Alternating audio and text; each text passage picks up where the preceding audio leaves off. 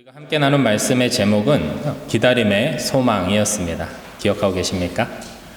네, 계속 기다림에 관련해서 함께 대림절 4주 동안 말씀을 이렇게 기다림의 무엇 이런 식으로 말씀을 나눴는데요. 지난주에는 기다림의 소망이었습니다. 주님이 우리의 소망 되어 주시옵소서. 우리가 그렇게 설교 후에 함께 한 마음으로 그렇게 기도하기도 했습니다. 오늘 말씀에서 우리는 이 소망이 무엇인지 한 번 더 확인해 보고, 그리고 오늘 설교 주제인 영광과 연결 지어서 생각해 보고자 합니다. 여러분은 소망을 어떻게 정의하고 계십니까? 무엇인가를 바라는 긍정적인 마음을 소망이라고 생각할 수도 있고, 지금 겪고 있는 어떤 어려움이 해결되면 좋겠다라는 어떤 간절한 마음을 소망이라고 할 수도 있을 것입니다. 또 어떤 분은 내가 장차 이루고 싶은 꿈을 소망이다 라고 할 수도 있을 것입니다. 생각해보면 이 소망이라는 단어는 실생활에서는 그렇게 많이 사용되고 있지는 않는 것 같습니다. 제 개인적으로도 당신은 소망이 무엇입니까? 라는 질문은 한 번도 받아본 적이 없는 것 같습니다. 오히려 당신은 바라는 것이 무엇이 있습니까? 아니면 당신 하고 싶은 것이 무엇입니까? 라는 뜻의 이러한 비슷한 뜻의 질문들로 대체되었던 것 같습니다. 우리는 이 소망을 이야기하면서 국어사전에서 정의하듯이 무엇인가 바라는 것 또는 무엇인가 하고 싶은 것, 이루고 싶은 것 이렇게만 이해한다면 본능적으로 우리는 이 소망이라는 단어를 지금 내가 필요한 것이 무엇이지? 라는 것과 연결지어서 생각하게 됩니다. 내가 바라고 원하는 것을 얻기 위한 실제적인 것들을 찾기 시작한다는 것입니다. 결국 문제 해결이나 더 나은 삶을 위한 조건, 나의 행복을 위한 무엇인가에 이 소망이라는 단어의 의미가 연결되는 이유입니다. 하나님이 우리의 소망 되신다라는 것 역시 우리의 이러한 인식의 틀 안에서 이해하다 보면 나의 문제를 해결해 주시는 하나님을 나의 소망으로 생각하고 바라며 기대하게 됩니다. 그래서 이러한 소망에 대한 기대가 어긋날 때 하나님에 대한 오해들도 쌓이기 시작하는 것입니다. 하나님이 우리의 소망 되신다라는 것은 우리의 문제에서 출발해서 우리가 원하는 답을 얻는 방식으로 해석되어서는 안 됩니다. 오해는 하지 마십시오. 급한 문제들 기도하고 해결되어야 할 것입니다. 삶의 필요에 대한 문제도 우리는 기도해야 합니다. 주님도 우리에게 일용할 양식을 구하는 기도를 하라고 말씀하셨습니다. 그러나 문제가 해결되고 필요가 채워지는 현실적인 것만을 우리의 소망이라고 한정을 짓는다면 우리 대신 십자가에서 죽기 위해 이 땅에 오신 예수님이 우리의 소망이 되신다라는 것의 참 의미를 놓치고 마는 것입니다. 우리는 소망을 이해하는 관점을 이제는 바꿀 필요가 있습니다. 나에게서부터 하나님의 편으로 그 소망에 대한 이해를 가져갈 필요가 있습니다. 우리의 참 소망 되신 예수 그리스도를 바라보는 관점을 나 중심이 아닌 하나님 중심으로 바라볼 수 있어야 한다는 것입니다. 복음의 본질을 파악하는 것도 그렇습니다.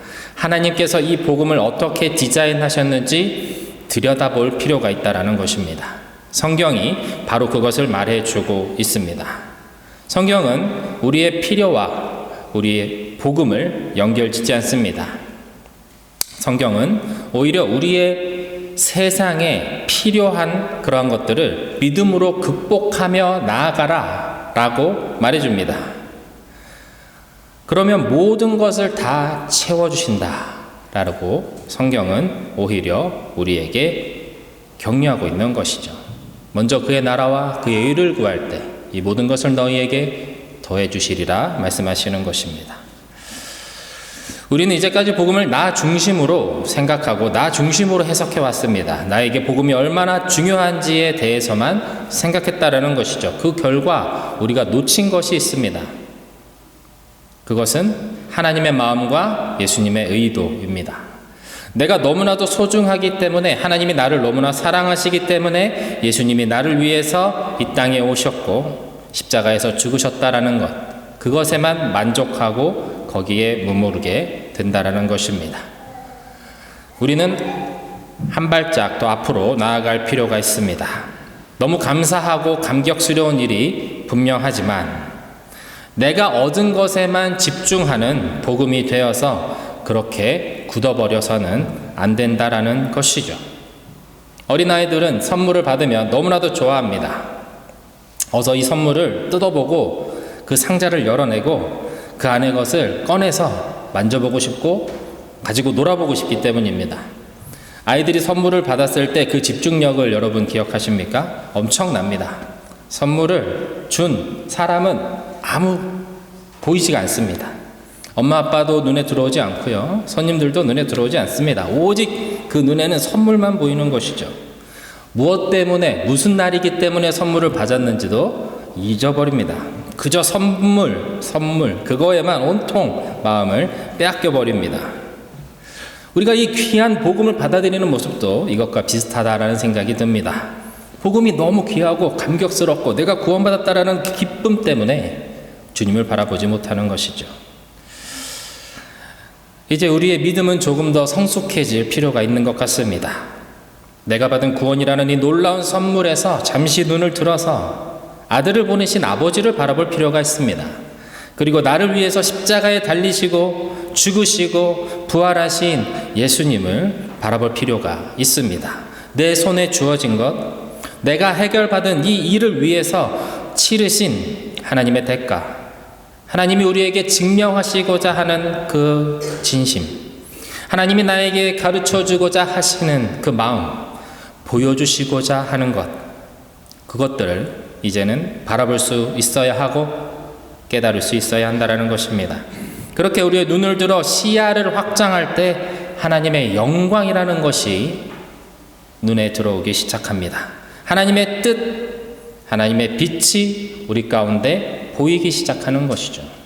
빛으로 오신 예수, 그 말씀의 의미가 우리에게 머리로만이 아니라 마음으로 받아들여지고 이해가 되기 시작하는 것입니다. 내 영이 반응하고 눈물이 나며 웃음이 나고 그 사랑과 은혜로 내 몸과 내 마음이 떨리기까지 하는 그런 것입니다.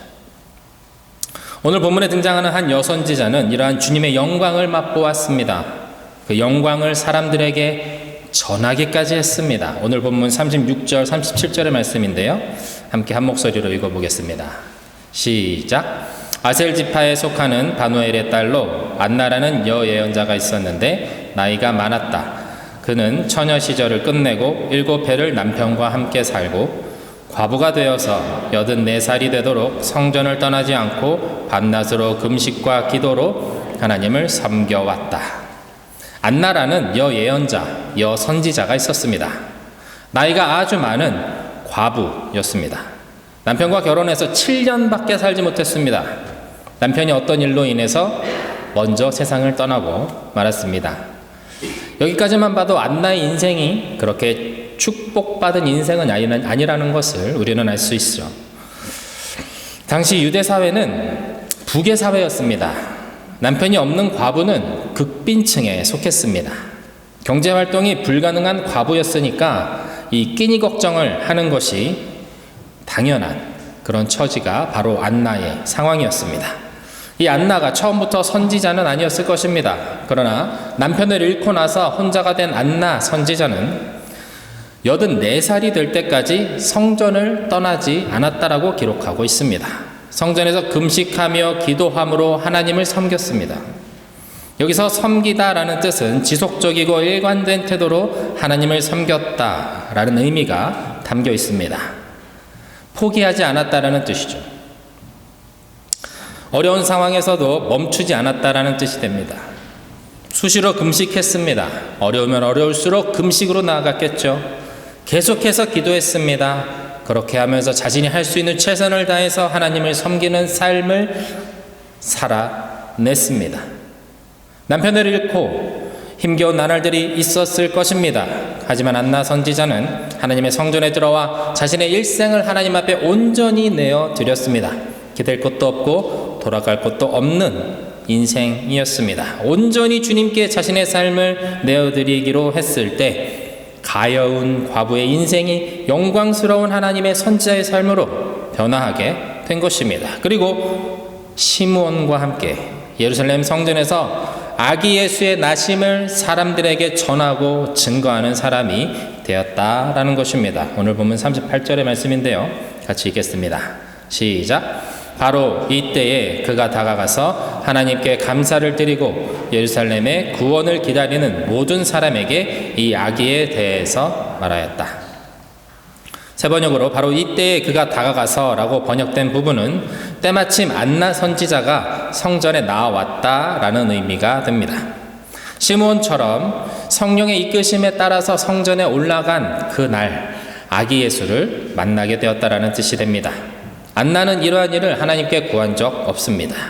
그저 자신의 삶을 부족한 모습 그대로 하나님 앞에 온전히 내어 드렸더니 아기 예수를 만나게 하시고 그 아기 예수를 알아보게 하시고 그 아버지의 뜻을 깨달아 사람들에게 알리는 사람이 되게 하셨습니다. 많이 배우지도 않았습니다. 유력한 집안의 사람도 아닙니다. 정말 내세울 것이 없는 여인이며 세상에서는 무시당하는 과부였습니다. 하나님의 손에 붙잡혀 쓰임받는 자가 될 때 하늘의 비밀을 말하는 사람이 되었습니다. 예수 그리스도의 오심을 증거하는 자로 세워지게 되었습니다. 38절 하반절에 보면 예루살렘의 구원을 기다리는 사람들에게 이 모든 이야기를 전하였다라고 되어 있습니다. 2주 전에 드렸던 말씀에서 시므온은 이스라엘의 위로를 기다렸다라고 했습니다. 아마도 안나 역시 성전에서 이스라엘의 구원을, 이스라엘의 구속을 기다리며 하나님께 기도했던 것 같습니다. 평생을 기도하는 기도의 제목이 이스라엘 민족의 구원과 회복이었다라는 것입니다. 그런 안나에게 하나님께서 직접 당신의 아들이 세상에 오셨다라는 것을 보여주신 것이죠. 안나 선지자처럼 하나님의 아들이 세상에 태어났다라는 소식을 들은 사람들은 또 있었습니다. 우리가 잘 알다시피 들판에서 양을 치던 목자들이었습니다. 누가복음 2장 8절에서 14절의 말씀을 세 번역으로 제가 읽겠습니다. 그 지역에서 목자들이 밤에 들에서 지내며 그들의 양떼를 지키고 있었다. 그런데 주님의 한 천사가 그들에게 나타나고 주님의 영광이 그들을 두루비추니 그들은 몹시 두려워하였다. 천사가 그들에게 말하였다. 두려워하지 말아라. 나는 온 세상에게 큰 기쁨이 될 소식을 너희에게 전하여 준다. 오늘 다윗의 동네에서 너희에게 구주가 나셨으니 그는 곧 그리스도 주님이시다. 너희는 한 갓난아기가 포대기에 쌓여 구유에 뉘어 있는 것을 볼 터인데 이것이 너희에게 주는 표징이다. 갑자기 그 천사와 더불어 많은 하늘 군대가 나타나서 하나님을 찬양하여 말하였다. 더없이 높은 곳에서는 하나님께 영광이요 땅에서는 주님께서 좋아하시는 사람들에게 평화로다. 들판의 목자들에게 갑자기 일어난 일입니다. 어느 때처럼 한가롭게 양을 치던 목자들에게 갑자기 하나님의 영광이 비쳤습니다. 영광의 빛이 목자들에게 비쳤다라는 것은 특별히 이 목자들에게는 또 엄청난 일일 수밖에 없는 것이죠. 아무도 주목하여 주지 않고 아무도 귀하게 그들을 여겨주지 않던 시대에 하나님의 영광의 빛이 가장 귀한 그 영광의 빛이 이들을 비춰주었다라는 것이죠. 전설로만 전해 들었던 천사가 그들 앞에 모습을 나타냈습니다. 천사는 말하기 시작합니다. 예수님의 태어나심을 말입니다. 아주 구체적으로 그 상황에 대해서 설명하고 그가 말한 대로 한 아기가 포대기에 쌓여 구유에 뉘어 있는 모습을 볼 때 이것이 너희들에게 증거가 될 것이다 라고 말합니다. 천사의 이 말이 끝나자마자 참지 못하겠다는 듯이 천사들이 하나님을 찬양하기 시작합니다. 더없이 높은 곳에선 하나님께 영광이요 땅에서는 주님께서 좋아하시는 사람들에게 평화로다. 목자들에게 예수님의 탄생 소식을 전하던 천사와 함께 갑자기 수많은 천사들이 나타나서 하나님을 소리 높여 찬양하기 시작한 것입니다. 하나님의 은혜를 이렇게 체험한 사람들은 하나님의 어떤 분이신지 깊이 깨닫고 경험한 사람들은 하나님을 찬양하고 싶어집니다. 영어 강사로 유명한 정철 선생님의 아들 정하경 대표가 영국 유학 중에 하나님을 만난 일로 간증을 했습니다. 하나님을 전혀 몰랐던 20살 초반에 청년이었던 정하경 대표는 아무것도 모르고 교회 수련회에 따라가게 됩니다. 놀러 가는 줄 알고 갔습니다. 그런데 수련회여서 좀 실망하기도 했고 나름대로 기도해보자 해서 기도도 같이 했다고 합니다. 하지만 아무런 변화도 일어나지 않았습니다. 그렇게 수련회가 끝나고 마지막 날이 되었습니다. 이제 돌아갈 거를 이제 서로 이야기하면서 차량을 배정하는 그 순간까지 모두가 덤덤했습니다. 그런데 그때 한 전도사님이 일어나서 우리 수련회에 소감을 한번 나눠봅시다. 그렇게 이야기했다고 합니다. 그렇게 소감을 나눈 자리에서 이 정하경 대표에게 성령이 임하셨습니다. 정말 아무런 찬양도 하지 않고 기도도 하지 않았고 그냥 소감을 덤덤히 얘기하는 그 순간에 성령이 강하게 임하셨습니다. 그래서 눈물을 흘리며 거기에 꼬꾸라져서 울기 시작했습니다. 그리고 그 다음 사람도 모두가 그 은혜 앞에 눈물을 흘리며 하나님을 찬양했다고 합니다. 충만한 임재가 있었습니다. 서로 얼싸안고 울면서 서로 축복하고 기도하는 그 놀라운 은혜의 시간이 되어버린 것입니다. 주님을 만난 이 은혜의 감격이 얼마나 컸는지 그 여운이 굉장히 오래 갔다고 합니다. 집으로 돌아오는 그 길이 8시간 정도 운전을 해서 가야 하는데 그 시간 내내 눈물이 멈추지 않았다고 합니다. 그런데 가슴속 깊은 곳에서 하나의 열망이 일어났다고 해요. 그것이 무엇이냐면 하나님을 찬양하고 싶다라는 마음이었습니다. 하지만 아는 찬양이 하나도 없었답니다. 교회가 처음이었기 때문에 아는 찬양이 없는데 하나님을 만나니까 하나님을 너무 찬양하고 싶은 거예요. 하나님께 영광을 올려드리고 싶은 거였죠. 그래서 어떻게 했냐면 8시간 눈물을 흘리면서 운전을 하면서 찬양을 만들어서 불렀다고 합니다. 말도 안 되는 찬양이었겠죠. 음조도 맞지 않았겠죠. 하지만 정말 자신의 마음을 다해서 그 8시간 동안 하나님을 찬양하며 그렇게 홀로 운전하며 예배했다고 합니다. 오늘 본문의 말씀에 등장하는 천사들이 찬양한 이유가 그거입니다. 하나님께 영광을 올려드릴 수 있는 유일한 방법이 찬양이라는 것, 우리는 기억해야 할 필요가 있습니다.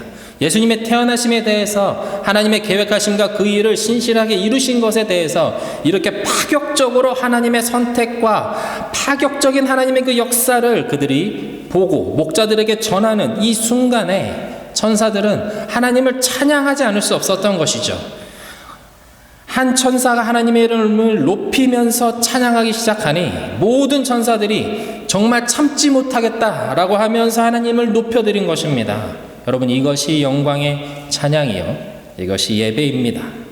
바로 이 영광의 자리에 하나님은 이 목자들을 참여하게 하신 것입니다. 그 가난하고 보잘것없어서 세상에서 누구도 인정해주지 않고 귀하게 여기지 않는 그 사람들을 주님은 예수 그리스도를 이 땅에 보내신 하나님의 그 영광의 자리에 참여하게 하신 것입니다. 안나의 삶도 그랬습니다. 목자들의 삶도 그랬습니다. 예수님의 태어나심을 알지 못했다면 그들의 삶은 그냥 그런 삶이었을 것입니다. 한 과부로서의 삶, 한 목자로서의 삶, 그 이상도 그 이하도 아닐 것입니다. 그러나 하나님의 영광의 자리에 초대되었을 때 그 계획하심을 이해하고 전파하며 증거하는 인생이 되었을 때 하나님의 영광을 맛보는 놀라운 인생으로 변화하게 된 것이죠. 우리 인생에서 주님을 기다린다는 것은 그 영광에 참여하기 위해서입니다. 하나님은 당신의 영광을 우리에게 나눠주시고 보여주시고자 하십니다. 하나님께서는 예수 그리스도를 통해서 우리를 당신이 거하시는 영광의 자리에 놓아주시기를 원하십니다. 그 영광은 하나님께서 창조하시고 완성하실 새 하늘과 새 땅에 있고 하나님의 나라에 있습니다. 그 끝이 없는 영광의 중심에는 예수 그리스도가 계십니다. 우리의 구주 예수 그리스도께서 오신 날 우리는 그 영광의 자리에 초대되어 함께 그 영광을 찬양하며 기뻐하는 자들이 됩니다. 세상의 화려함에 마음을 빼앗기지 않고 무엇 때문에 기뻐하는지 모르는 이 세상과는 구별되어 주님을 기억하고 주님을 묵상하며 그 주님의 사랑을 더 깊이 확인하며 체험하는 우리 모두가 되길, 그러한 뜻깊은 이번 성탄절이 되길 주님의 이름으로 축원드립니다. 이 시간 함께 찬양했습니다.